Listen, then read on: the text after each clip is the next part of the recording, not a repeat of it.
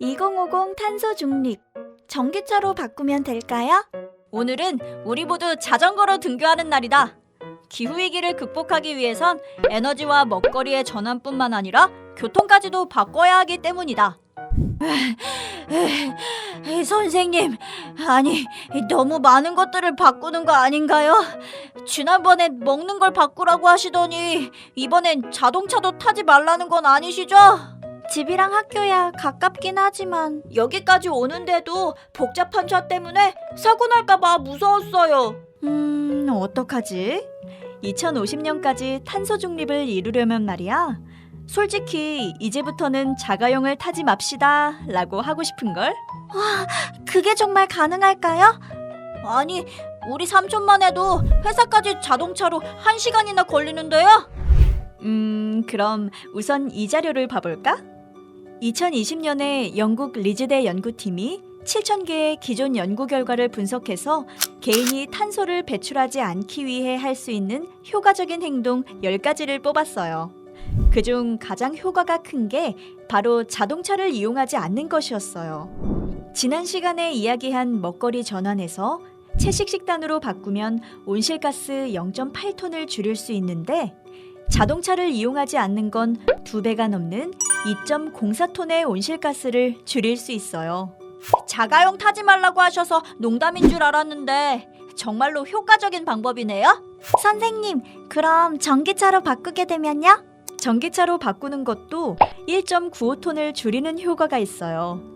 그런데 그것보다 중요한 건 자가용도 줄이고 전체적으로 차의 이동 거리를 줄여야 한다는 거예요. 물론 그 전기는 재생에너지로 만들어야 하고요. 그럼 가까운 곳은 자전거나 걸어서 가고 먼 곳을 가거나 할 땐 대중교통을 이용하면 되겠네요? 그렇죠.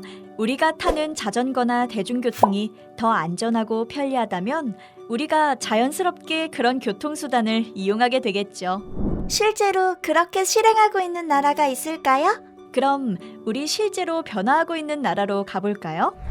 유럽의 대표적인 자전거 도시 네덜란드 암스테르담.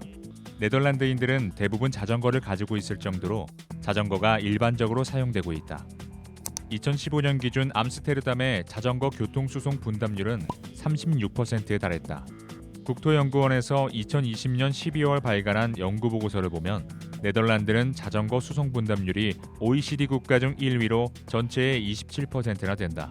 그러나 한국은 2016년 기준 1.6%로 OECD 국가 등 주요 39개 국가 중에 34위에 머물렀고 그나마도 점차 줄어들고 있다.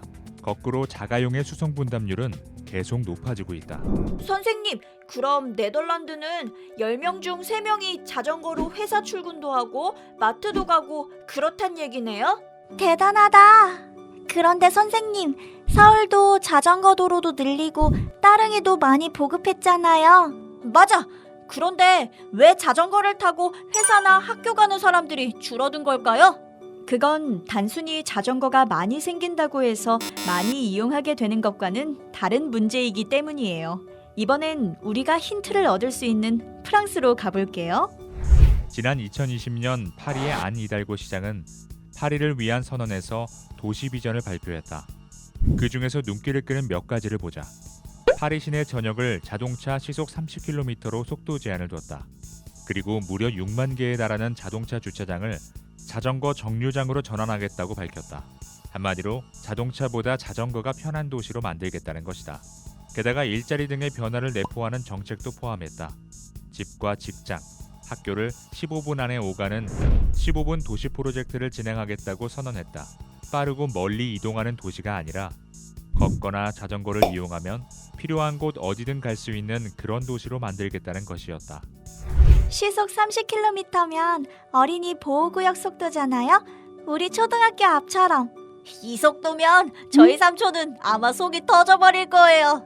이걸 서울시 전체로 한다면 다들 차 타는 것보다 정말로 자전거를 타거나 대중교통 이용하겠다고 할 것 같아요. 게다가 주차장까지 없애버린다면 정말로 자전거 타고 다닐 것 같은데요? 그렇죠. 실제로 프랑스는 파격적인 선언을 한 이후 1년 만에 자전거 통행량이 67% 증가했다고 해요. 중요한 건 이런 선언을 통해 자동차 이용량을 대폭 줄여야 할 만큼 지금의 기후 위기는 심각하다는 거죠. 선생님, 제가 사는 서울 같은 큰 도시에서 자동차가 적게 다닌다면 교통사고도 줄겠어요? 맞아요. 그런 정책 하나로 교통사고도 줄일 수 있죠. 게다가 미세먼지도 그만큼 줄어들 거고요. 단순히 자전거 늘리자 이런 게 아니라 여러 정책들과 함께할 때 이게 효과가 있는 거였네요. 저는 무엇보다 15분이면 어디든 갈 수 있다는 게 마음에 들어요. 아이도 어른도 모두에게 좋은 정책인 것 같아요. 그렇죠? 상상만 해도 좋은 것 같아요.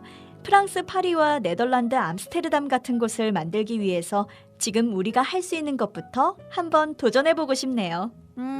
당장 바꿀 순 없겠지만 아침에 등교할 때만이라도 차로 데려다 주지 않아도 된다고 당장 이야기를 해야겠어요. 저는 어디 갈 때마다 자가용 타고 가자고 졸랐는데 이제 그러지 말아야겠어요. 선생님도 자동차를 전기차로만 바꾸면 기후위기에 기여할 거야 라는 생각만 했는데 그것에 앞서 자전거로 이동하는 걸 먼저 실천해 봐야겠네요.